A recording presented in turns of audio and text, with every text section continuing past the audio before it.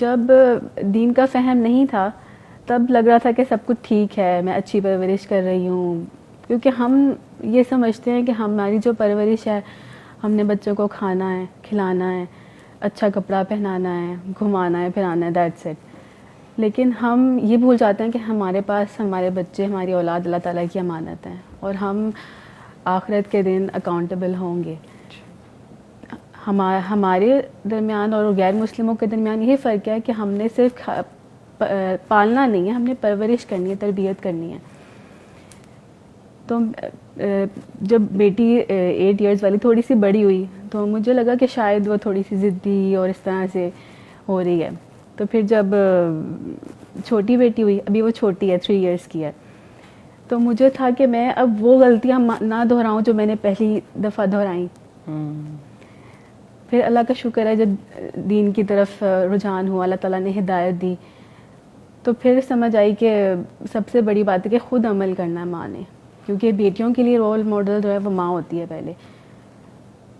تو مجھے یہ ضرورت ہے کہ میں اپنے بچوں کو دین کی راہ پر لگاؤں اور سب سے پہلے خود عمل کروں، کیونکہ اگر یہ بڑی اہم بات ہے. جی یہ بہت اہم بات ہے. اور نارملی ریئلائزیشن کتنی بڑی ہے کہ میں خود بھی عمل کروں اور اپنی بچیوں کے لیے بھی رول ماڈل بنوں.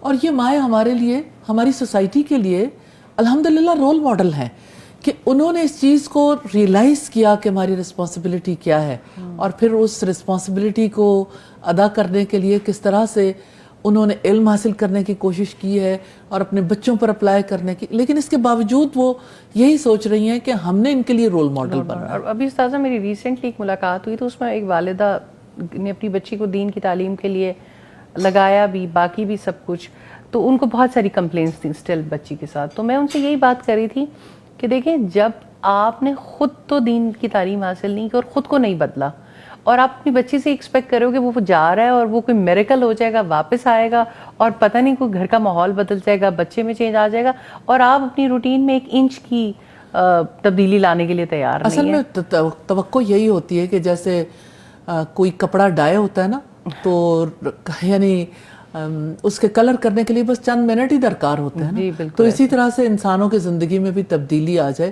اور یہ بات عیسائیوں اور یہودیوں میں بھی تھی کہ وہ بچے کو یہودی بنانے کے لیے جیسے رنگ دیا کرتے تھے، اور اسی طرح عیسائی پھر بچوں کو جو ہے وہ زرد رنگ کا پانی ڈال کے وہ بپتسمہ دینا جسے کہتے ہیں تو رنگا کرتے تھے. تو ہمارے مسلمانوں کی بھی یہ خواہش ہے کہ بچے پر اس طرح سے اللہ کا رنگ چڑھ جائے.